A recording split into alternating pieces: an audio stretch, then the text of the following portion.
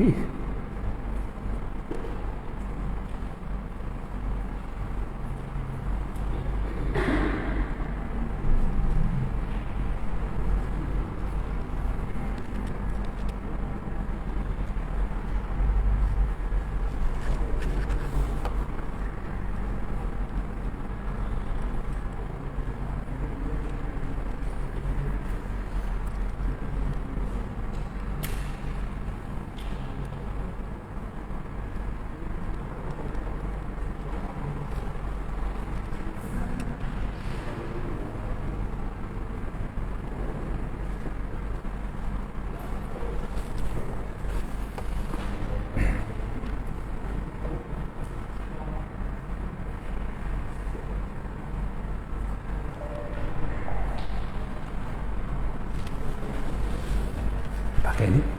Pakai ini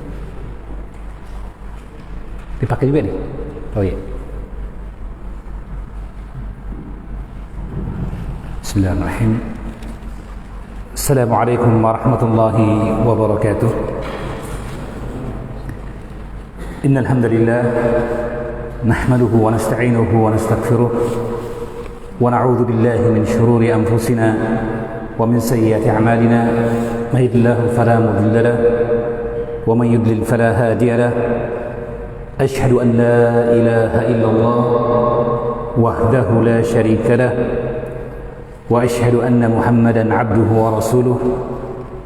Ya ayyuhalladzina amanu taqullaha haqqa tuqatih wa la tamutunna illa wa antum muslimun. Amma ba'd, fa inna asdaqal hadithi kitabullah wa khairal huda huda Muhammadin sallallahu alaihi wasallam wa syarral umuri muhdatsatuha wa kullu bid'atin dhalalah. Ikhwani fid din, jamaah Masjid Al-Haud yang dirahmati Allah Subhanahu wa taala.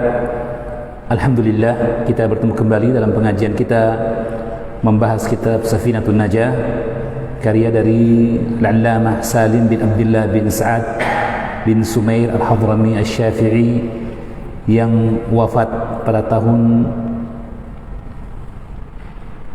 1855 Hijriah. Dan kita bersama kitab Nailur Raja karya dari Syekh Ahmad bin Umar Asy-Syatiri yang wafat tahun 1360 Hijriah rahimahumullahu taala. Baik, kita telah menyelesaikan pengantar dari kitab. Kita masuk sekarang kepada pembahasan akidah, mabahits al-aqidiyah, pembahasan akidah dalam kitab Safinatun Najah. Tentunya telah disebutkan dalam awal pembahasan bahwa penulis menyebutkan tentang perkara akidah ini karena beliau telah menyebutkan, beliau ingin memaparkan perkara-perkara yang wajib diketahui oleh setiap muslim dan muslimah. Ya, maka ketika maksud sesungguhnya adalah uraian tentang perkara fikih, khususnya fikih dalam mazhab Syafi'i, maka beliau menyebutkan pula sebahagian dari perkara akidah yang demikian itu menunjukkan kepada kita bahwa al-aqidah, akidah itu asasul usus, dia adalah induk seluruh perkara, ya, bahwa dia adalah pangkal semua permasalahan. Akidah awwal wajibin 'alal mukallaf, perkara yang pertama yang diwajibkan pada seorang hamba adalah mengucapkan kalimat syahadatain, ya. Maka kalau begitu beliau menyebutkan tentang perkara akidah ini, ya, maka lihatlah bagaimana para ulama kita mendudukkan perkara akidah dan perkara fikih. Oleh karena itu kita dapatkan dari perkataan para masyayikh kita al-mu'asirin yang masih hidup sampai sekarang, mereka mengingatkan akan dua pelajaran yang tidak boleh seorang muslim melalaikan pelajaran atau mempelajari perkara tersebut. Yang pertama adalah ilmu akidah tentu saja, dan yang kedua adalah perkara fikih, ya, karena dengan akidah dia pun bisa mewujudkan keimanannya kepada Allah Subhanahu wa taala seperti yang diyakini oleh baginda Nabi sallallahu alaihi wasallam dan para sahabatnya. Kemudian dengan memahami fikih, maka dia pun tahu untuk cara bagaimana ia menghambakan dirinya kepada Allah Subhanahu wa taala, ya. Baik, kita lanjut kepada pembahasan insyaallah. Berkata Syekh Al-Allamah Salim bin Sumair Asy-Syafi'i rahimahullah taala, faslun, dan kalimat dalam kurung tentu saja merupakan tambahan untuk penjelas dari yang mentahqiq kitab ataupun yang mencetaknya. Yang muncul di hadapan kita sekarang cetakan Darul Minhaj, cetakan terbaik untuk matan Safinatun Najah. Faslun ay fi arkanil Islam. Pasal artinya hajiz, pembeda, pemisah, ya. Para ulama, para fuqaha biasa menyebutkan perkara ini, faslun ini, untuk memisahkan setiap pembahasan dengan pembahasan yang lainnya, agar datang pembahasan itu ala hidah, masing-masing sesuai dengan porsinya dan tempatnya masing-masing, ya. Dan di antara faedahnya adalah bahwa kata para ulama, ini mendorong, membangun semangat kita dalam menuntut ilmu, tansyiatan lil ilmi. Kenapa? Kalau pembahasan ilmu itu dibahas satu bentuk saja dari awal sampai akhir, kita akan dapatkan pasti banyak di antara kita yang berhenti dari ilmu itu karena bosan. Ya. Tentu saja para sahabat Nabi ridwanullah alaihim ajmain, mereka orang yang sangat perhatian kepada ilmu. Nabi sallallahu alaihi wasallam pernah menyampaikan perkara yang akan terjadi sampai hari kiamat nanti, sejak selesai salat subuh sampai selesai salat isya, berlanjut sehari itu. Kata perawi, hafizahu man hafizahu wa nasiyahu man nasiyah. Yang hafal dia bisa hafalkan, tapi tidak mungkin semuanya juga karena banyaknya uraian pembahasan itu. Nabi hanya berhenti untuk sholat saja, ya. Nah, ini luar biasa ini, ya. Kalau kita sudah pulang semua mungkin, ya, tapi sahabat hadir di situ. Tapi karena panjangnya materi, ada yang hafal, ada yang lupa, kan gitu, ya. Abdullah bin Mas'ud radhiyallahu ta'ala anhu, sahabat Nabi, diminta oleh sahabat-sahabatnya, murid-muridnya, seandainya engkau memberikan nasihat kepada kami dan pengajaran setiap hari. Adalah beliau hanya memberikan nasihat setiap hari Senin. Tanya, kenapa tidak setiap hari saja? Kata beliau, menyebutkan dasar dari perbuatannya, kana Rasulullah sallallahu alaihi wasallam yatakhawwaluna bil mau'izah mukhafata as-sa'imata alaina. Adalah baginda Nabi sallallahu alaihi wasallam yatakhawwalu bil mau'izah. Beliau bergantian menyelang-nyelingi perkara nasihat itu kepada kami. Kenapa? Mukhafatas sa'imata alaina, karena baginda Nabi sallallahu alaihi wasallam khawatir kami bosan. Lihat, ya. Maka perkataan faslun, babun, ya, masail dan seterusnya, itu pembahasan atau pembagian dalam penulisan ilmu. Tujuannya sekali lagi tansyiatan lil muta'allim, untuk membangun semangat kita. Selesai masalah taharah, masuk berikutnya babul aniyah, bab bejana. Alhamdulillah, topik baru lagi nih, ya. Masalah taharah sudah selesai, masalah air sudah selesai. Maka terasa ada kepuasan tersendiri dan jiwa kembali mendapatkan semangatnya untuk menggali lebih dalam perkara fikih itu, ya. Itu maksudnya dengan kalimat tansyiatan lil muta'allim, ya. Maka faslun fi arkanil Islam, tentang rukun Islam. Qala Syekh rahimahullah taala, arkanul Islami khamsatun, syahadatu an la ilaha illallah wa anna Muhammadan Rasulullah, wa iqamus salati wa ita'uz zakati wa shaumu ramadhana wa hajjul baiti atau hijjul baiti, dua-duanya fasih, ya. Hajju atau hijj, makanya di sini lihat barisnya dalam cetakan Darul Minhaj ada dua, fathah ataupun kasrah. Wa hijjul baiti masdar dari hajjah, yahujju, hijjah, wa hajjah dengan tak marbutah. Wa hajju atau hijjul baiti man istata'a ilaihi sabila. Baik. ثم قال فصل في أركان الإيمان وأركان الإيمان ستة أن تؤمن بالله وملائكته وكتبه ورسله وباليوم الآخر وبالقدر خيره وشره من الله تعالى. Ya, itu dua perkara yang beliau mendahului pembahasan tentang akidah dengan dua perkara tersebut. Yang demikian ini karena dia perkara sangat penting. Kita tahu dalam kumpulan hadis Nabi sallallahu alaihi wasallam yang dikumpulkan oleh Imam An-Nawawi dalam kitabnya Arba'un An-Nawawiyah, bahwa beliau menyebutkan hadis Jibril alaihissalam ketika Jibril datang kepada Nabi sallallahu alaihi wasallam sebagai hadis kedua dalam bab atau dalam kitabnya. Hadis kedua, hadis pertama hadis innamal a'malu bin niyat, pentingnya niat. Hadis kedua hadis Jibril ini, hadis penjelasan tentang rukun Islam, rukun iman dan ihsan serta tanda-tanda hari kiamat, ya. Dan jika hadis innamal a'malu binniyat adalah hadis yang Imam Al-Bukhari menyebutkan sebagai hadis pertama dalam sahihnya, hadis Jibril hadis pertama yang dibawakan oleh Imam Muslim dalam sahihnya setelah muqaddimah, karena muqaddimah dihitung sebagai bagian tersendiri dalam sahih Muslim, ya. Maka hadis pertama setelah muqaddimah pengantar adalah hadis Jibril ini, ya. Hadis yang disebutkan oleh para ulama, Imam Ibnu Hajar Al-Haytami, salah seorang muhakkik dalam mazhab Syafi'i, dalam kitabnya Fathul Mubin Syarah Arba'in, dan itu asalnya dari perkataan Al-Qurtubi dalam Ahkamul Quran, di mana beliau mengatakan bahwa hadis Jibril, hadis penyebutan rukun Islam, rukun iman dan ihsan itu, kata beliau, layak untuk disebut sebagai ummus sunnah. Ummus sunnah, induknya sunnah. Sebagaimana Makkah Al-Mukarramah atau Makkah Al-Mubarakah disebut sebagai ummul qura, induknya semua kota. Al-Fatihah disebut sebagai apa? Ummul kitab, induknya kitab, induknya Al-Quran, karena cakupan maknanya, keutamaannya, kemuliaannya.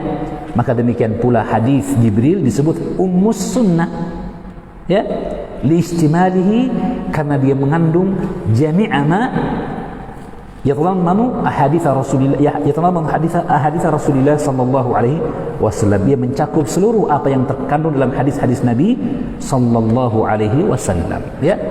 Nah, perkara pertama dalam hadis Jibril yang ditanyakan oleh Jibril alaihissalam dalam wujud manusia ketika itu adalah perkara Islam.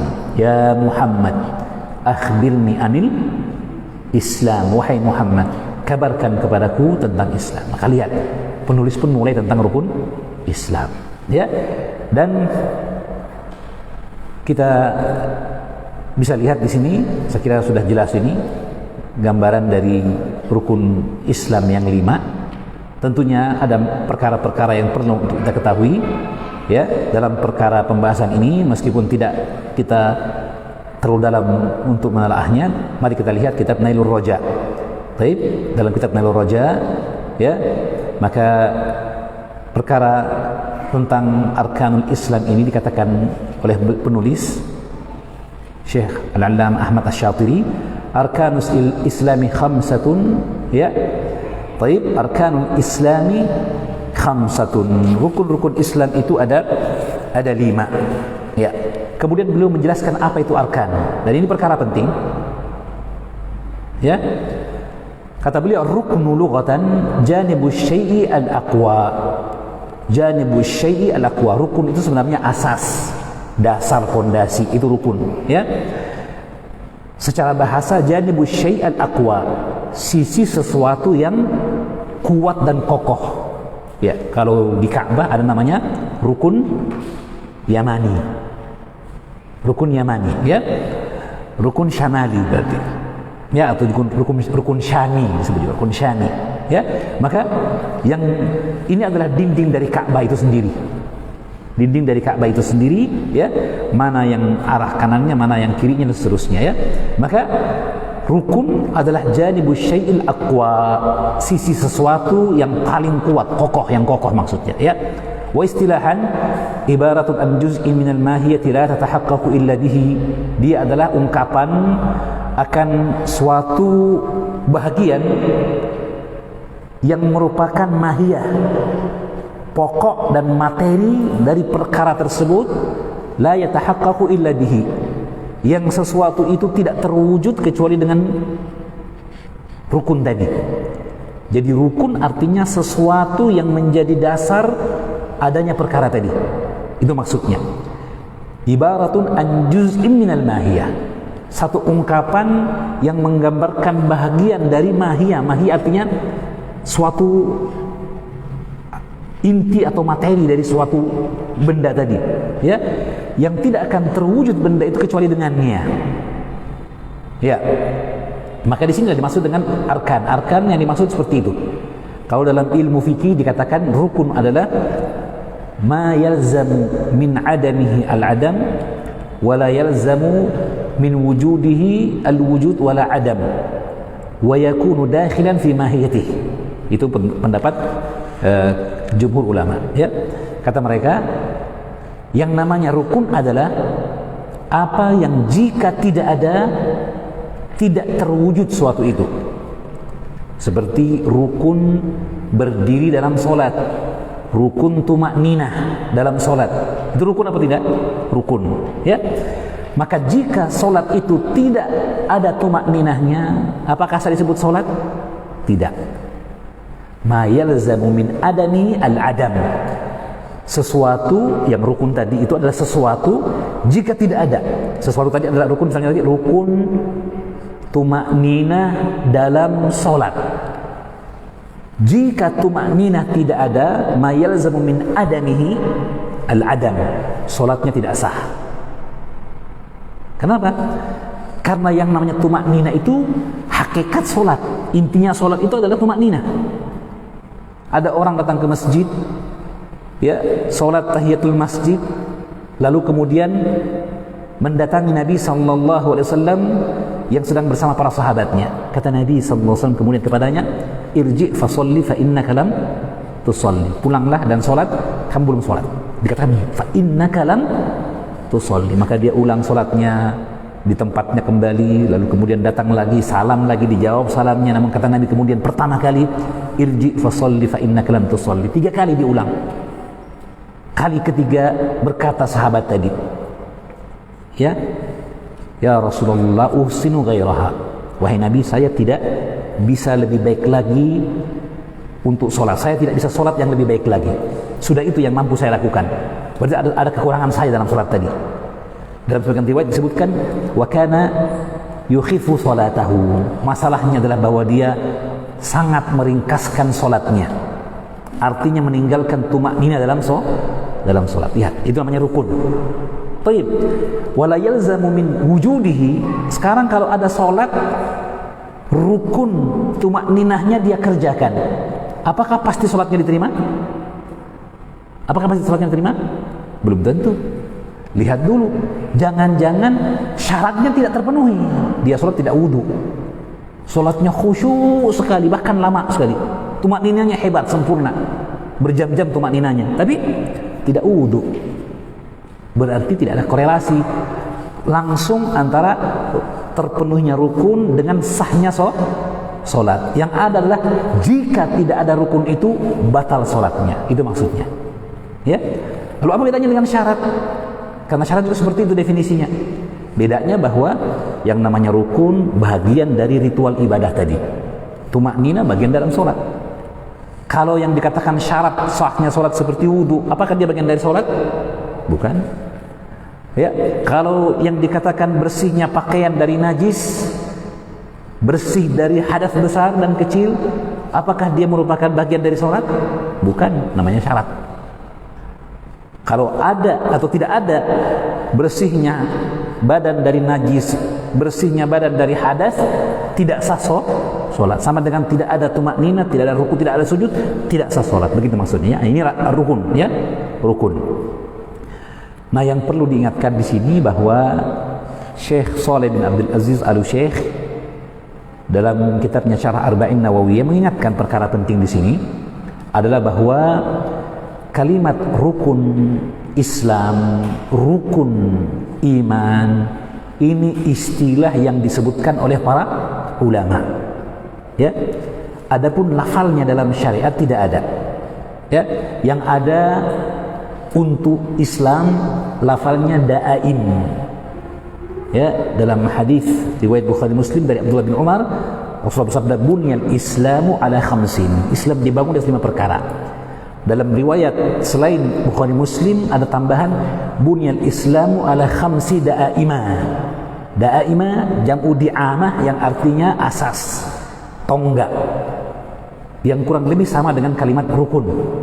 Rukun Islam itu ada 5.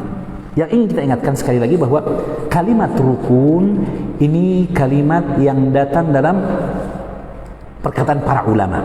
Perkataan para ulama, ya. Kenapa kita sebutkan ini?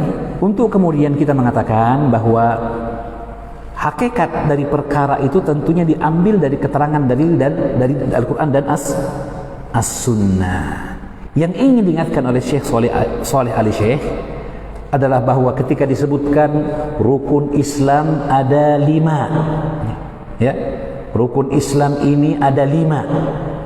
Kalau kita pakai definisi rukun, berarti kalau ada seorang yang mengaku muslim tidak mengucapkan kalimat syahadah, sah disebut muslim? Tidak. Karena rukun artinya kalau tidak terpenuhi, tidak ada, maka tidak ada suatu perkara itu. Jika tidak ada kalimat syahadatain, tidak ada Islam. Jelas ya? Jika ada orang ya tidak melaksanakan sholat, berarti bukan muslim, kan begitu.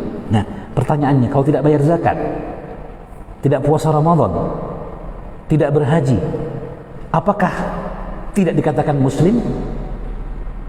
Nah, ini masalah. Ya, artinya bahwa untuk rukun Islam perlu diketahui bahwa ini istilah yang digunakan oleh para ulama. Adapun dalam penerapannya, kita melihat masing-masing perkara itu sesuai dengan dalilnya, dan para ulama bersepakat bahwa seorang yang tidak mengucapkan kalimat syahadatain bukan seorang muslim. Ya kan? Disyaratkan untuk keislaman an-nutqu bisyahadatain, mengucapkan 2 kalimat syahadat. Jelas ya? Demikian pula untuk solat. Untuk solat, aksarul ulama, kebanyakan ulama berpendapat bahkan meninggalkan solat meskipun mengakui wajibnya bukan muslim. Kan begitu ya? Kebanyakan ulama seperti itu. Paham ya? Meskipun dalam mazhab Syafi'i ada rincian. Adapun seorang yang mengingkari wajibnya puasa, selesai. Wajibnya solat, jelas bahwa dia keluar dari Islam. Dan demikian mengingkari semua kewajiban puasa Ramadan, kewajiban zakat, keluar dari Islam. Ya. Cuma sekarang seorang yang tidak mengerjakan perkara itu, apakah dia berarti bukan muslim? Ya. Lihat, untuk 2 perkara ada kesepakatan para ulama. Meninggalkan syahadah, ijma'. Meninggalkan solat, ada khilaf di antara para ulama, kebanyakan mengatakan juga bukan muslim. Ya. Kemudian meninggalkan 3 perkara yang terakhir, zakat, puasa dan haji, bahwa sebagian ulama menganggap bukan muslim, dan itu riwayat dari Imam Ahmad bin Hanbal. Tapi jumhur ulama mengatakan tidaklah seorang itu dikeluarkan dari Islam meskipun dia meninggalkan membayar zakat, meninggalkan puasa Ramadan, atau tidak melaksanakan haji padahal mampu. Jelas ya? Berarti istilah rukun di sini tidak terpenuhi. Itu yang perlu difahami. Karena sebagian orang, perhatikan baik-baik, ini yang diingatkan oleh Syekh dalam kitabnya Syarh Arba'in. Sebagian orang menjadikan istilah yang digunakan oleh para ulama sebagai dasar untuk menerapkan dalil, menolak dalil, mengingkari dalil dan sebagainya. Padahal ini istilah. Harusnya istilah itu, ingat, istilah diambil berdasarkan atau difahami berdasarkan dalil. Terkadang diistilahkan rukun bukan berarti bahwa semuanya, setiap bahagian yang 5 itu jika ditinggalkan seorang tidak sah disebut muslim. Tidak, belum tentu seperti itu. Ada kaidah yang dikatakan bahwa al-hukmu alal aglab, itlaqu asy-syai' alal aglabiyah. Suatu perkara dikatakan sesuatu itu seperti yang lainnya padahal dia berbeda dengan yang lainnya, dalam bentuk keumuman saja. Seperti seorang mengatakan Abu Bakar dan Umar diistilahkan Umaraini. Ja'a Umarani, datang dua Umar. Siapa Umar yang maksud? Abu Bakar dengan Umar bin Khattab. Ra'aitu qamaraini, saya melihat dua bulan. Bulan cuma satu, tapi maksudnya bulan dan matahari. Min babit taglib. Bab taglib namanya, ya kan? Tentunya beda hukumnya bulan dengan matahari.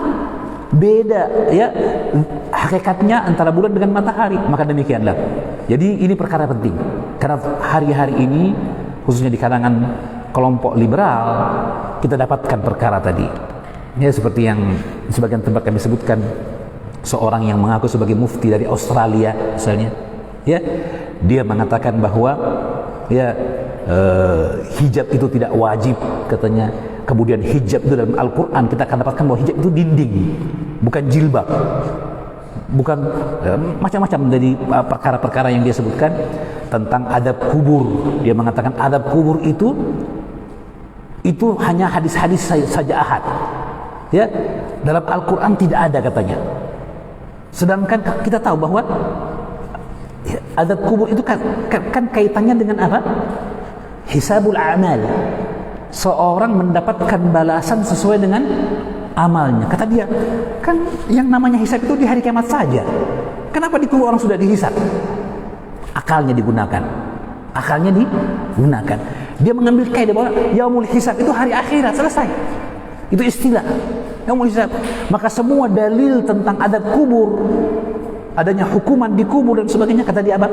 Ini batil. Kenapa? Berarti orang dihisab dua kali. Di kuburnya dihisab, di akhirat dihisab. Dalam sebuah debat terbuka dibantah dengan santai ya oleh seorang yang mendebatnya dengan mengatakan, kalau begitu adakah azab di dunia juga? Kan terkadang ada orang diazab di dunia kan gitu ya. Berarti hisabain juga dong. Belum akhirat sudah dihisab duluan dia. Sudah dihukum duluan. Berarti tidak adil juga dong. Ini akalnya di mana nih? Dia menggunakan kalimat yang umum atau suatu kaidah atau suatu istilah, lalu dengan itu dia mengingkari dalil-dalil yang tegas yang jelas. Nah, ini akalnya. Sekarang ini muncul dengan istilah maqasidus syariah. Kata dia, termasuk orang tadi ini namanya Mustafa Rashid, ya orang Mesir, alumni Al-Azhar, mengaku sebagai mufti Australia. Dia mengatakan puasa itu hanya diwajibkan bagi orang kaya. Kenapa? Lihat hikmah puasa itu. Hikmah puasa katanya supaya orang kaya merasakan pahitnya lapar, ya, sulitnya kemiskinan itu, agar muncul dari mereka empati, simpati kepada fakir miskin. Berarti fakir miskin tidak perlu puasa. Orang bilang akal-akalan nih, akal-akalan saja. Sebuah istilah, ungkapan, tujuan syariat dijadikan sebagai perkara yang menutupi semua dari syariat yang jelas, tegas, yang jelas. Kalau dibawakan keterangan ulama, itu kan pendapat orang. Saya juga manusia, itu ijtihad, saya juga mujtahid. Subhanallah. Lihat ya, bagaimana pangkal kesesatan itu. Ya, jadi sekarang seperti itu pentingnya. Ya, terkadang istilah itu istilah yang tidak berarti kemudian digunakan istilah itu untuk menghakimi, menyeleksi dalil. Ini Al-Quran harus tidak benar, ditakwil saja nih, mustahil seperti itu. Mereka menolak akhirnya kemudian ayat-ayat sifat, karena mustahil katanya. Ya, begitu juga perkara-perkara syariat. Tidak cocok, ini harus dirubah, harus ada tajdid, pembaharuan, reaktualisasi hukum-hukum Islam dengan menggunakan maqasidus syariah, tujuan-tujuan syariat yang itu kemudian umum, lalu kemudian digunakan untuk menolak satu persatu dalil-dalil yang rinci dari syariat. Subhanallah, ini bahaya. Ini pangkal kesesatan. Jelas ya? Ya, ini pentingnya. Adapun untuk rukun iman, kata para ulama, kata Syekh Shalih Al-Syekh, untuk rukun iman, ya, untuk rukun iman, jika ditinggalkan satu bahagian darinya, maka seorang tidak dikatakan seorang mukmin. Jelas ya? Nah, ini berlaku betul. Itu pun boleh ingatkan bahwa sesungguhnya bagian iman kepada 6 yang perkara ini, bagian 6 perkara ini juga terbagi-bagi. Ada perkara yang disebut dengan tafasil, rincian-rincian, tafasil akidah, perkara rinci dari akidah. Ada yang disebut dengan perkara yang global, ijmaliyat, ya. Ada yang perkara ini yang disebut sebagai perkara yang qadrul mujzi, perkara atau kadar yang sah dikatakan seorang itu beriman jika dia beriman kepada perkara-perkara tersebut dalam setiap permasalahan. Jelas ya? Ya, karena seperti iman kepada malaikat misalnya. Iman kepada malaikat misalnya. Kan ada iman akan penciptaan mereka, adanya malaikat. Iman bahwa jumlah para malaikat itu sangat banyak. Tidak ada seorang pun yang mampu menghitungnya. Beriman bahwa para malaikat itu makhluk Allah yang mulia, tidak pernah durhaka, senantiasa taat dan patuh kepada perintah Allah. Itu perkara global. Yang rincinya, iman kepada nama-nama malaikat dan fungsi dan tugasnya masing-masing. Kan gitu ya? Nah, ada khilaf. Apakah ada malaikat Israel atau yang benar malakul maut, kan begitu ya. Kemudian ada perkara-perkara yang lain seputar masalah malaikat, iman kepada malaikat ini yang perkara detail yang terjadi perbedaan misalnya di kalangan para ulama. Di antaranya misalnya seperti yang akan datang nanti, apakah Nabi diutus hanya kepada jin dan manusia, atau diutus hanya kepada manusia, atau juga diutus kepada seluruh makhluk termasuk malaikat. Ya, ini perkara-perkara yang detail dan rinci. Tidak masuk ke dalam ranah tersebut. Seorang tidak meyakini perkara tersebut, tidaklah dia bagian dari perkara yang menyebabkan imannya batal atau tidak sah sama sekali. Faham ya? Tetapi wajib bagi dia untuk mengikuti apa yang dekat kepada dalil dan apa yang berada di atasnya para ulama ahlu sunnah. Wallahu a'lam bissawab. Atau ghalibu ahli sunnah. Kebanyakan dari ahlu sunnah. Jelas ya? Seperti misalnya contohnya, masalah meskipun dia perkara akidah ya, tentang keutamaan para sahabat Nabi dan susunan khulafa ar-rasyidin dan keyakinan bahwa keutamaan khulafa ar-rasyidin secara berurutan adalah sesuai dengan tertib khilafah mereka. Jelas ya? Nah, ini perkara yang terjadi perselisihan di antara para ulama ahlus sunnah. Setelah mereka bersepakat bahwa untuk Abu Bakar As-Siddiq dan Umar bin Khattab dibandingkan dua sahabat atau khalifah berikutnya, ya, jelas itu. Tapi untuk dua yang terakhir, mana yang lebih utama? Terjadi khilaf di kalangan ahlus sunnah. Tetapi yang aktsaru ahlus sunnah adalah tertibnya seperti tertib khilafah tadi. Kan jelas ya? Maka bahagian seperti ini bukan bahagian yang kemudian menyebabkan tadlil, disesatkan atau imannya tidak sah dan lain sebagainya. Jelas ya? Ada beliau sebutkan rinci dalam kitab beliau, qadrul mujzi minal iman. Kadar yang sah dari keimanan kepada masing-masing perkara tadi, yang sah dikatakan jika seorang tidak memiliki keyakinan itu bukan dari golongan orang-orang beriman. Kenapa? Karena itulah rukun iman yang dimaksud. Jelas ya? Ya. Jadi untuk rukun iman berlaku perkara tersebut. Ya, sekira dipahami. Ya, baik. Maka kita lanjut sekarang kalau begitu. Perkara yang pertama dari rukun Islam. Ya, kata Syekh wal Islamu, adapun Islam lughatan al-istislam wal inqiyadu, istilahan al-inqiyadu lil ahkam syar'iyyah. Islam itu adalah secara istilah taat melaksanakan hukum-hukum syara', apa yang wajib dikerjakan, apa yang haram ditinggalkan, apa yang sunnah. Seorang yang cinta untuk meraih pahala di sisi Allah dan ingin mewujudkan penghambaannya, ia merendahkan diri kepada Allah, akan melaksanakan perkara yang disunnahkan itu, ya, dan meninggalkan apa yang dimakruhkan. Adapun apa yang boleh mubah, maka tentu saja perkara yang mukhayyar, tidak berkaitan dengan celaan ataupun pujian, tidak berkaitan dengan dosa ataupun pahala, mubah, ya. Maka ini disebut dengan ahkamus syar'iyyah, hukum-hukum syara'. Seorang yang taat kepada hukum syara'. Definisi yang atau penjelasan yang lebih lengkap adalah penjelasan sebagian ulama bahwa Islam adalah al-istislamu lillahi bit-tauhid wal inqiyadu lahu bit-ta'ah wal bara'atu minasyirki wa ahlihi. Ya, bahwa Islam itu adalah berserah diri kepada Allah dengan mentauhidkannya, kemudian tunduk dan melaksanakan apa yang datang dari Allah dengan ketaatan, dan berlepas diri dari kesyirikan dan orang-orang musyrik. 3 sendi Islam itu. Ya, karena seorang yang kemudian ya melaksanakan perkara-perkara Islam, mentauhidkan Allah tetapi tidak taat, percuma keislamannya.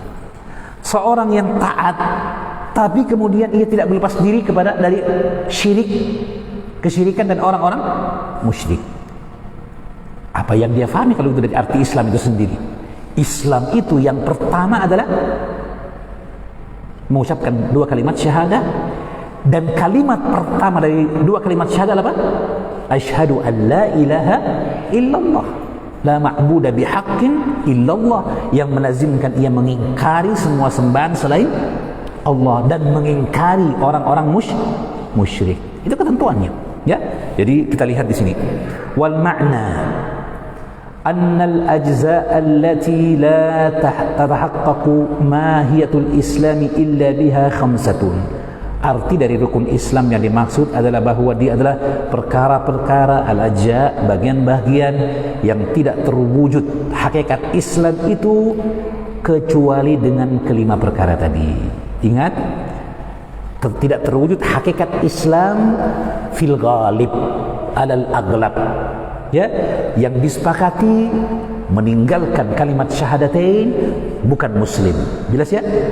Ya, salat di atasnya jumhurus sahabah, kebanyakan sahabat dan tabi'in, jumhur ulama.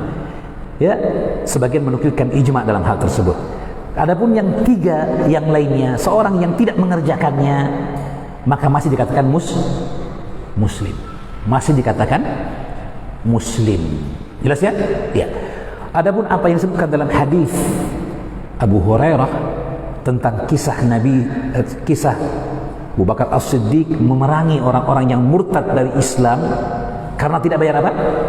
Tidak mau bayar zakat, maka kata para ulama rinciannya sebenarnya bahwa Abu Bakar As-Siddiq radhiyallahu taala anhu memerangi beberapa jenis golongan. Golongan pertama, golongan yang murtad terang-terangan. Mereka setelah wafatnya baginda Nabi SAW mengatakan berarti sudah tidak ada lagi yang wajib kita beriman kepadanya, kalau begitu kami murtad dari Islam. Ini golongan yang diperangi oleh Abu Bakar As-Siddiq. Di antara yang diperangi oleh Abu Bakar As-Siddiq golongan muslimin. Tetapi mereka menyangka, ya ta'awwalun, mereka punya ta'wil bahwa apa? Zakat kan diserahkan kepada pemimpin, penguasa. Zakat zahir itu diserahkan kepada penguasa untuk penguasa membagikannya. Seperti dalam hadis Mu'adz bin Jabal ketika dikirim ke Yaman. Kata Nabi, innaka sata'ti qauman min ahli al-kitab falyakun awwal ma tad'uhum ilaihi syahadatu an la ilaha illallah wa anni rasulullah fa inhum ata'uka lidzalik.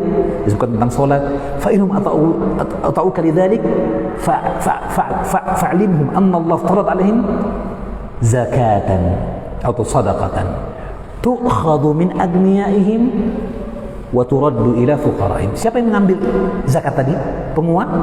Penguasa katanya. Nabi kan sudah wafat, berarti tidak ada lagi kewajiban zakat. Maka itu yang diperangi oleh Abu Bakar As-Siddiq. Kata beliau, la uqatilanna man farraqa baina as-salati wa zakat. Saya akan perangi orang yang membedakan antara salat dengan zakat. Fa inna zakata haqqul mal. Karena namanya zakat itu haknya harta. Disebutkan dalam hadis Nabi, hadis Abu Hurairah. Ya. Umirtu an uqatilan nas hatta yashhadu an la ilaha illallah wa anna Muhammadan Rasulullah yuqimu salatu zakah fa in fa'alu dzalika asamu minni dima'ahum wa amwalahum fa in fa'alu dzalika. Itu syahadat, salat dan zakat, menunaikan harta. Maka dia diperangi meskipun muslim. Tidak dikafirkan oleh sahabat Abu Bakar As-Siddiq. Jelas ya? Itu maksudnya di sini. Jadi bukan tidak bayar zakat berarti dia murtad. Bukan itu. Jelas ya? Jadi ini perkara yang perlu kita perhatikan. Kemudian saya mengingatkan perkara yang penting di sini. Kata beliau, wa'lam annahu la yasihhu ad-dukhulu fil Islam illa bi sittati syurutin. Ini penjelasan tambahan dari para ulama, para fuqaha. Ketahuilah bahwa tidak sah keislaman seseorang kecuali dengan 6 syarat. Ada 6 syarat yang harus terpenuhi pada diri seseorang yang dengannya dia sah untuk dikatakan muslim dengan mengucapkan kalimat syahadatain berikutnya. Ya. Baik. Ya, kita jeda adzan dulu. Insyaallah kita dengarkan kumandang adzan dan kita berusaha untuk mendapatkan faedah keutamaan menjawab adzan. Ya. Tafadhal. Silakan kepada muadzin.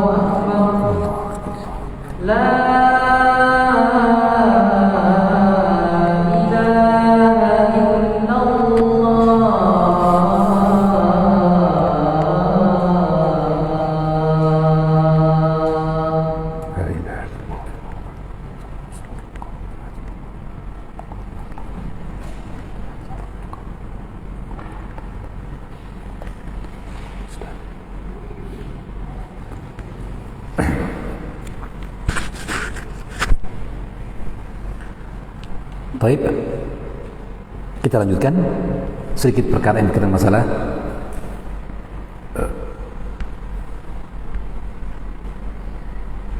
syarat-syarat dari keislaman yang seorang dinyatakan muslim atau Islam dengannya.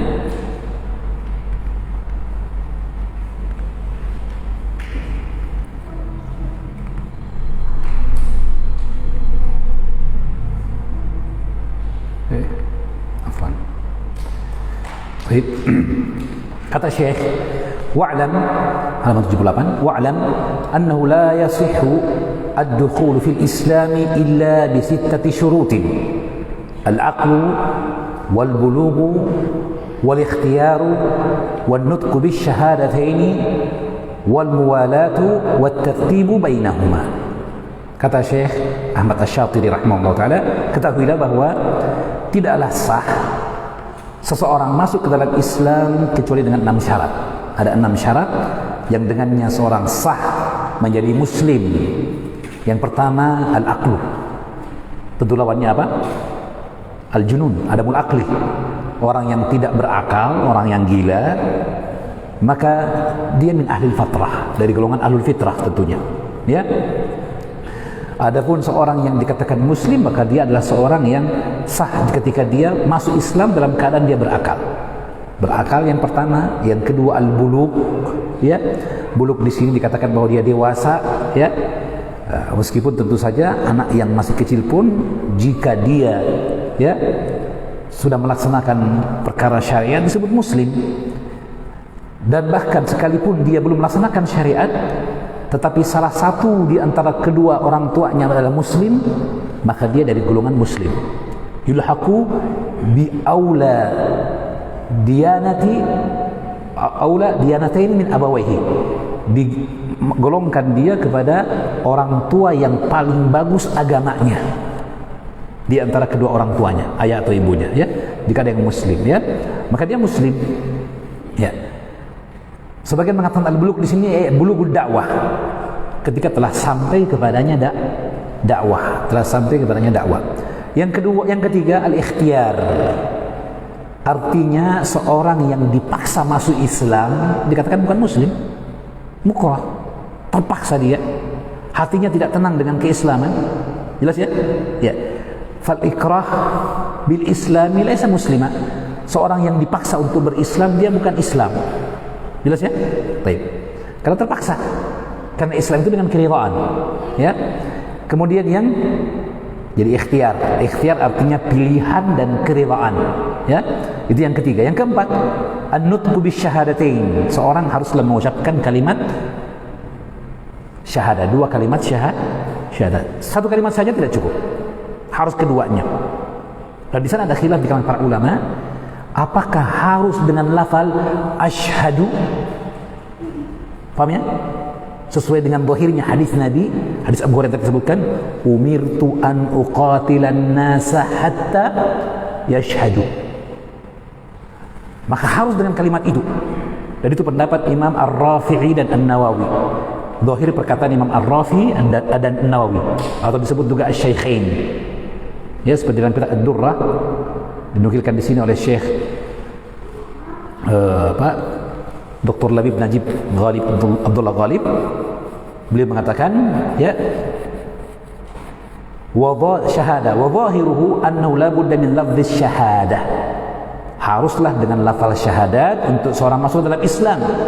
Seandainya ada orang, saya mau Islam, coba ucapkan kalau gitu, a'lamu annahu la ilaha illallah. Kalimat a'lamu. Bukan dia mengatakan aiqanu an la ilaha illallah. Saya yakin dengan saya yakinnya bahwa tidak berhak disembah kecuali Allah. Apakah dia muslim? Belum. Kenapa? Harus dengan lafal syahadah. Ini pendapat sebagian ulama. Ya. Falau qala a'lamu badal asyhadu lam yakun muslima. Dia tidak dikatakan muslim. Falafdzus syahadati lafdzun ta'abbudi. Ini pendapat sebagian ulama Syafi'iyah. Lafal syahadat itu lafal ta'abbud, ibadah. Harus didatangkan, harus diucapkan. Ya. Dan dasarnya hadis umirtu an uqatilan nas, hadis muttafaqun alaihi dari Abu Hurairah. Wa hadha ma yadullu alaihi kalamu syaikhaini Ar-Rafi' wan Nawawi. Dua-duanya muhakkik yang pertama dalam mazhab Syafi'i. Ya, seperti itu. Jelas ya? Kalau dengan lafaz syahadah. Tapi ini dibantah oleh sebagian ulama Syafi'iyah. Dinukilkan juga oleh Syekh Labib dalam Hasyiah, ya, di mana beliau mengatakan, ya, menukilkan perkataan dari Abdul Hamid Asy-Syarwani rahimahullah taala dalam Hasyiah Tuhfatul Muhtaj. Tuhfatul Muhtaj ini adalah kitab, ya, dari Khatib Asy-Syarbini, ya, di mana dikatakan di sana la yushtaratu fit talaffuz indal islami bi kalimati syahadah. Tidaklah disyaratkan untuk melafalkan syahadah itu dengan lafal syahadah ketika masuk Islam. Tidak disyaratkan. Ayyaqula asyhadu wa huwa ar-rajul mu'tamad. Dan ini pendapat yang kuat dan mu'tamad, yang menjadi sandaran dan patokan. Bal as-shawab, bahkan yang benar. Wala yuqtarru bima dzakarahu ba'du ahli al-'asr wa afta bihi. Dan ini pendapat yang masuk adalah Bujairmi.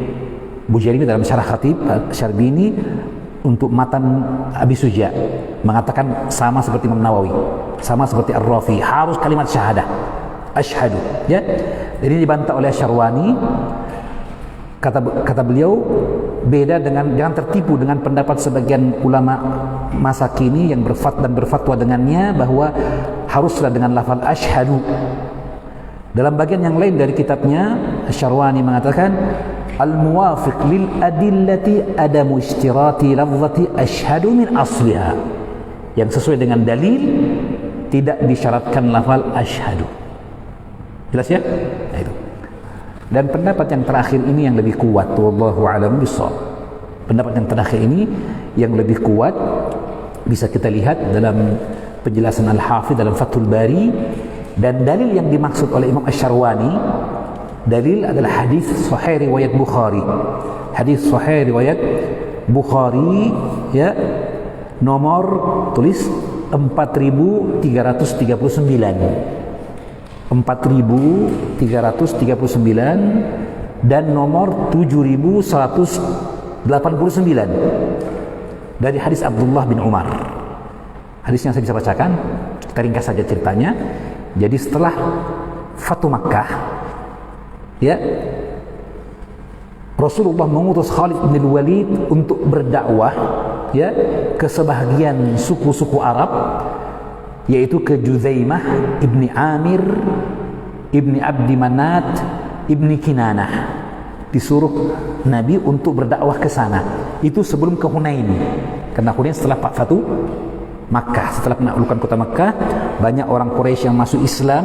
Berangkatlah kaum muslimin ke perang Hunain dengan jumlah pasukan terbesar, kan gitu ya. Nah, sebelum Hunain ada yang disebut dengan perang yang dimaksud ini, perang di Juzaimah atau Jazimah, ya. Nah, disitulah diutus oleh Nabi Khalid bin Walid untuk berdakwah bersama segolongan para sahabat. Mereka ada 300 orang, di antaranya Abdullah bin Umar. Nah, ketika itu suku Jazimah itu tadi, mereka ingin masuk Islam, diajak untuk masuk Islam. Kalau tidak, kami akan perangi.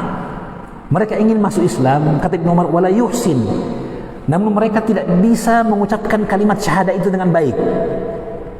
Faqalu, maka mereka berkata, soba'na soba'na, soba'na soba'na. Adalah orang Quraisy dahulu, kalau ada orang muslim dikatakan masuk Islam, kata mereka sobi'ah fulanun. Sobi'ah artinya apa? Keluar dari agamanya, pindah ke agama yang lain, itu maksudnya. Itu kata sobi. Itu orang Quraisy seperti itu. Dan mereka dengar, oh begitu. Akhirnya mereka terlanjur tergambar atau menjadi istilah bahwa orang yang masuk Islam disebut soba'ah. Nah, mereka ingin masuk Islam, ingin menyatakan Islam, jadi tidak la yusinu dzalika, tidak mampu. Dalam lafaz dikatakan, ya, ba'atha an-nabiy sallallahu alaihi wasallam al-Walid, Khalid bin Walid ila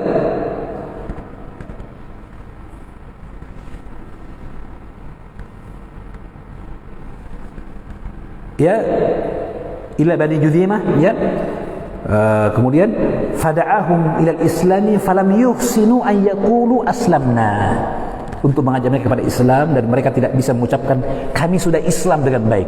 Artinya lafal syahadah mereka tidak bisa ucapkan dengan baik. Faqalu faja'alu yaquluna saba'na ya, faja'ala Khalidun yaqtulu minhum. Apa yang terjadi?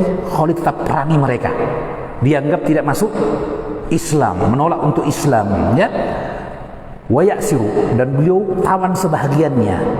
Wa da'fa ila kulli rajulin minna asirahu, lalu beliau serahkan ke setiap anggota pasukan itu masing-masing mengambil tawanan dari orang-orang tersebut. Kenapa? Disangka kafir, masih belum muslim.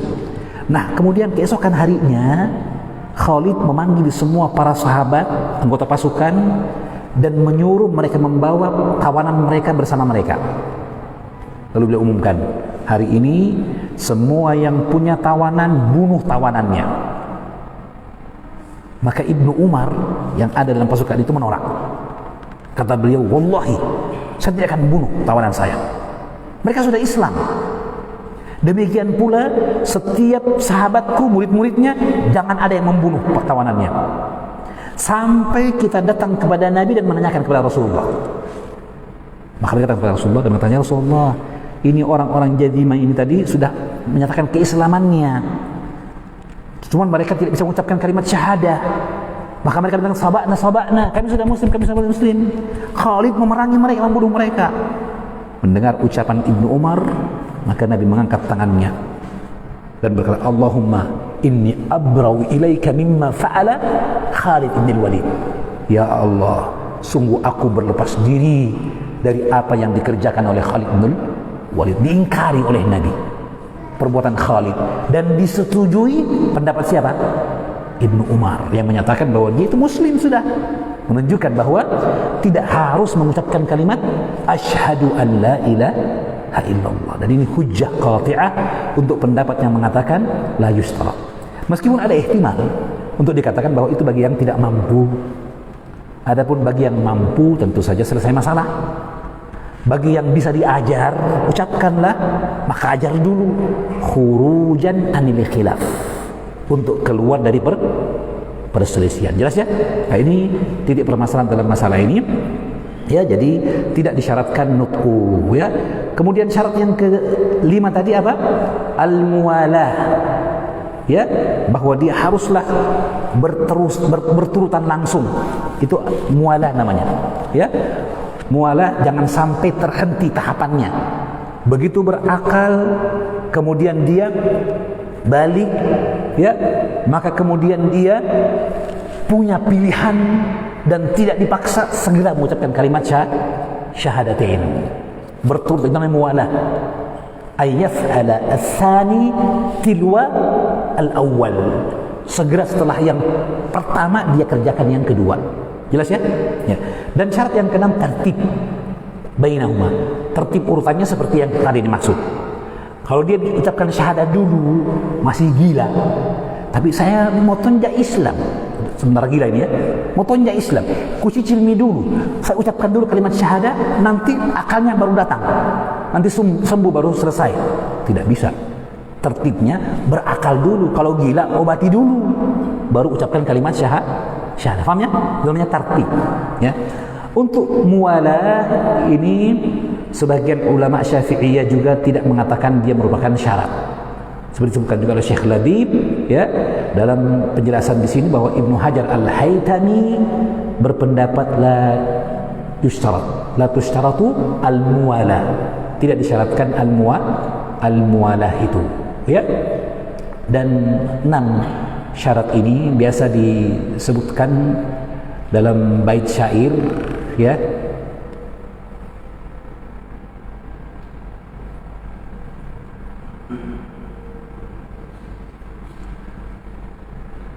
Bisa dilihat ini ada syairnya. Wa qad jumi'at fi qauli an-nazim syurutul islam bila istibahi, syurutul islam bila istibahi aklun bulugun adamul ikrahi wan nutqu bisyahadatain wal wala kadzalika at-tartibu fa'lam wa'mala. Sebagian ini disebut oleh Al-Bujairmi dalam kitabnya Tuhfatul Al-Murid, atau disebut juga dengan Al-Bujairmi Al-Khatib, syarah atau hasyiah terhadap kitab Syarbini Al-Iqna, syarah dari kitab Matan Abi Suja, ya. Dalam sebagian kitab, ya, kadzalika tartibu diganti menjadi as-sadisu wan nutqu bisyahadataini wal wala as-sadisu tartibu fa'lam wa'mala, as-sadisu tartibu fa'lam wa'mala, ya. Itu 6 syarat. Kita sebut tadi bahwa syarat al-wala diperselisihkan di kalangan para ulama. Ibnu Hajar Al-Haytami mengatakan dia bukan syarat, tetapi perlu diperhatikan perkara tadi. Kemudian an-nutqu bisyahadatain, an-nutqu di sini artinya mengucapkan 2 kalimat syahadah. Sebagian mengatakan lafal syahadat itu ta'abbudi, harus dengan kalimat asyhadu an la ilaha illallah. Maka tidak bisa apalagi datang dengan terjemahannya. Saya bersaksi, misalnya, saya tidak bisa mengucapkan kalimat bahasa Arab itu, susah. Saya bersaksi, tidak sah lagi menurut pendapat tersebut, ya. Tapi dalam pendapat yang tadi yang lain, bahwa intinya adalah pengakuan ia bahwa sembahan yang berhak disembah hanyalah Allah.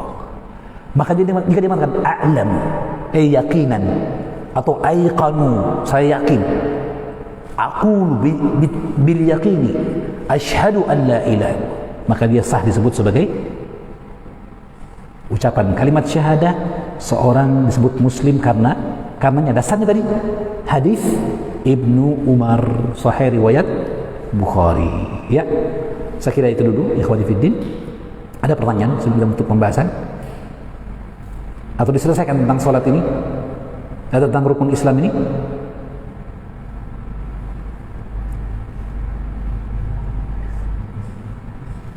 Masih panjang, ya?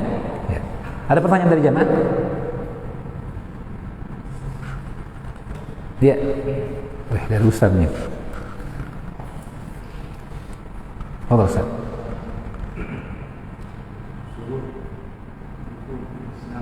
Ya.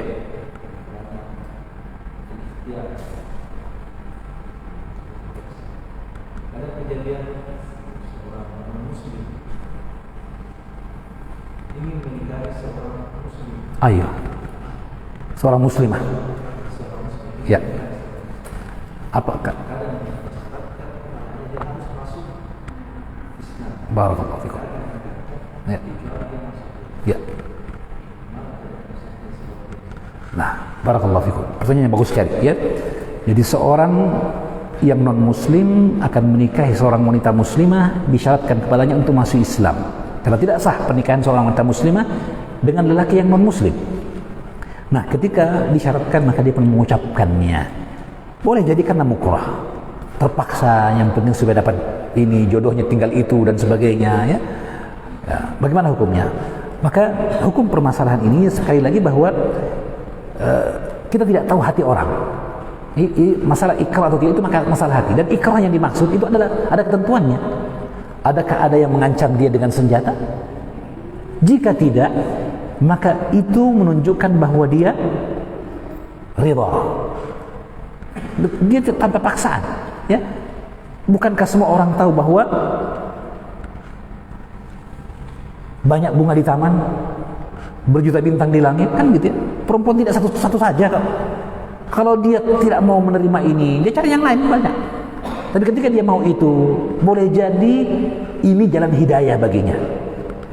Maka ketika dia mengucapkan syahadah, kita terima itu. Dan orang ini sah dikatakan mukhtaran. Mukhtar, nggak ada yang la yuhaddu ahad.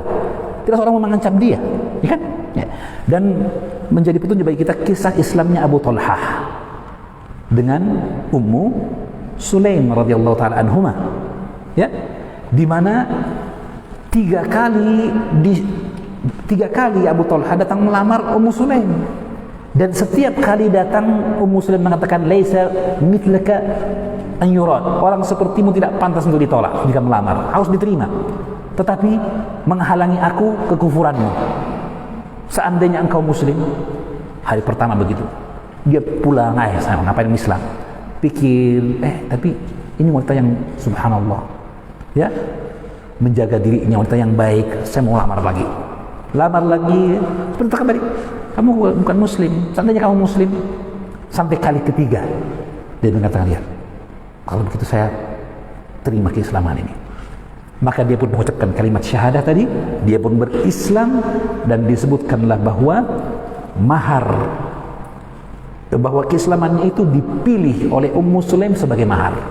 Tidak perlu bayar apa-apa, cukup kau masuk Islam, dan menjadi mahar yang terindah dalam Islam. Mahar yang terindah dalam Islam. Allahu Akbar. Ya. Bagaimana dengan hadis ini, Ustaz? Hadis innamal a'malu binniyat. Ya.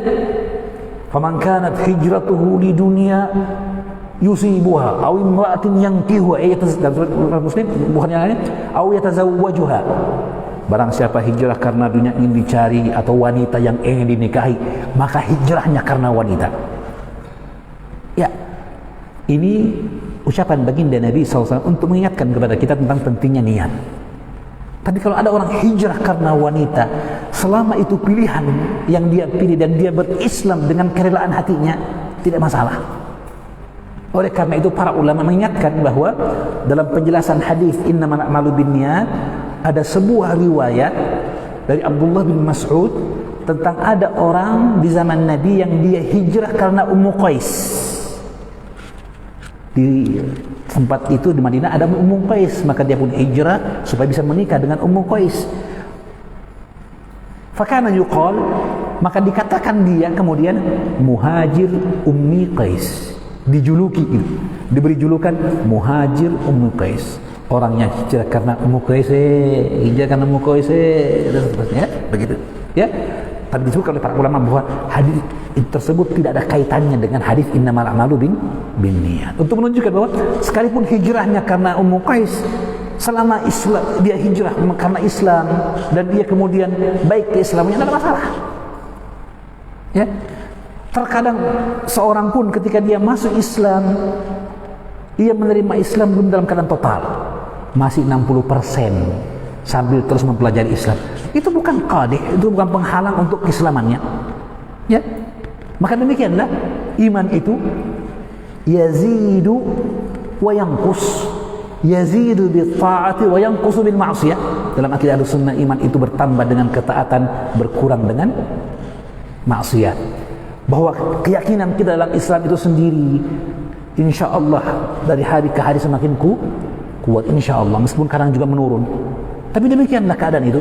Ya, Islam itu semakin kokoh. Ilmu memperkuat keimanan kita, menambah keyakinan kita. Maka pentingnya menuntut ilmu, kan begitu ya? Ya. Maka wallahu a'lam bishawab, tadi seorang yang disyaratkan kepadanya keislaman, maka ketahuilah wanita yang mensyaratkannya tidak dikatakan orang yang maksa. Dan seorang yang mengucapkan kalimat syahadat tadi, meskipun dengan alasan untuk menikahi wanita yang muslimah tadi, tidak dikatakan wa anta mukrah, engkau itu terpaksa mengucapkannya karena wanita, tidak sah keislamanmu. Ingat kisahnya Usamah bin Zaid. Ketika ada seorang kafir yang berperang dengan pasukan kaum muslimin, pasukan kufar, ada seorang kafir yang sangat kuat peperangannya, hebat dalam peperangan, sampai dia membunuh 1, 2, 3 banyak orang sahabat. Maka Usamah bin Zaid, seorang pemuda, masih muda bahkan, tapi dia punya kekuatan tubuh yang luar biasa dan semangat yang membara dalam membela agama Allah. Belum jadi panglima ketika itu, belum jadi panglima, masih anak-anak. Maka dia berperang dengan pasukan musuh, berusaha untuk mendekat kepada orang kafir yang hebat tersebut. Ini lawangku ini, entong. Sampai akhirnya dia bisa berhadapan langsung dengan orang kafir tadi. Fata'ana fi rijli, dia lukai kakinya. Kalau kaki sudah terluka begini apa? Kan jatuh terduduk sudah. Tinggal ditakbasak, tinggal ditebas nih. Tiba-tiba orang itu mengatakan asyhadu anna la ilaha illallah. Usama menyangka innama fa'alahu ya, tahassunan. Dia ucapkan itu hanya supaya tidak dibunuh saja. Sudah banyak yang dia bunuh, ditebas. Akhirnya sampai kepada Nabi SAW. Maka Nabi mengingkari Usama bin Zaid. Kata Rasulullah, "Mada fa'alta idza jaa yaumal qiyamati bila ilaha illallah?" Usama berkata, "Ya Rasulullah, inma fa'ala inma fa'ala dzalika liyunkidha nafsahu." Wahai Nabi, dia ucapkan itu hanya terpaksa supaya dia selamat. Udah kalah dia ini, udah mati langkah, sudah terkunci, ya, tinggal pak gitu. Tapi kata Nabi, "Hal syaqqaqta qalbahu?" Kau sudah belah hatinya? Kau sudah belah perutnya? Kata Nabi, "Inni lam u'maru bi an unaqiba quluban nas wa ushaqqa butunahum." Aku diutus oleh Allah untuk berdakwah kepada Islam dan tidak diperintahkan untuk membelah dada orang, apalagi membelah perutnya untuk periksa hatinya bagaimana. Jelas ya? Da' ma fil qulub li 'allamil ghuyub. Masalah hati berikan kepada Allah, itu haknya, itu tugasnya Allah. Kita hanya ambil yang zahirnya. Dia ucapkan kalimat la ilaha illallah, selesai. Terima. Lihat ya, terima. Demikian yang tadi itu. Dia mengucapkan kalimat Islam meskipun tujuannya untuk nikah, sudah terima saja. Ajak dia sebagai saudara kita, kuatkan hatinya dalam keislaman. Boleh jadi meskipun dia belakangan Islamnya lebih dahulu dari kita di surga nanti. Boleh jadi. Ya, Allahu Akbar. Maka ikhwani fiddin azanallahu alaikum, itu mungkin jawaban untuk pertanyaan dari Ustaz Hafizahullah Ta'ala. Mudah-mudahan bisa memberikan jawaban yang sesuai dengan apa yang sebenarnya. Allah a'lam. Sekali lagi, ada pertanyaan lain? Cukup? Alhamdulillah. Ya, kita cukup sampai di sini insyaallah Ta'ala. Mudah-mudahan ada manfaatnya. Pada pertemuan yang akan datang kita mungkin akan lebih cepat membahas tentang rukun Islam yang 5 tadi, karena juga kita sudah ambil perkara pokok dari permasalahan tersebut. Ini yang perlu kami ingatkan tadi. Ingat pembahasan yang dibawakan oleh Syekh Saleh Ali Syekh dalam kitab Syarah Arba'in tentang istilah rukun Islam. Wow, itu kaidah manhajiyah yang luar biasa. Kita banyak dengan memahami itu bisa mengetahui penyimpangan golongan liberal atau orang-orang yang memakai baju Islam, lalu berkata kita perlu untuk mengaktualisasi hukum-hukum syara, melihat pada tujuan syariat bagaimana, dan akhirnya mereka menolak dalil syariat, hukum-hukum syara dengan seenak hati mereka. Pilih mereka buang apa yang tidak sesuai dengan akal mereka yang picik. Na'udzubillah. Ini orang-orang yang menyimpang. Lihat tadi bagaimana kata Syekh bahwa sesungguhnya dalil-dalil syariatlah yang yaqdi alal mustalahat, yang menguraikan istilah itu pada tempatnya supaya dia proporsional sesuai dengan tempatnya. Bukan istilah kan belakangan datangnya, dipakai untuk menolak dalil. Oh, ini penetapan kepada Allah sifat yang tidak layak, mustahil, dan seterusnya. Apa yang dipakai untuk menolak? Akal saja. Dengan sebuah istilah. Istilah itu dibuat belakangan. Bagaimana mungkin? Akan datang nanti lebih rinci pembahasan tersebut dalam masalah nama dan sifat Allah Subhanahu wa Ta'ala. Semoga Allah mudahkan insyaallah Ta'ala. Nanti akan datang dalam pembahasannya. Saya kira demikian berada Allah Subhanahu wa Ta'ala. Subhanakallah wa bihamdik, asyhadu an la ilaha illa anta astaghfiruka wa atubu ilaik. Wa sallallahu ala nabiyyina Muhammadin wa ala alihi wa sahbihi wasallam. Wa akhiru da'wana alhamdulillahi rabbil alamin. Wassalamu alaikum warahmatullahi wabarakatuh.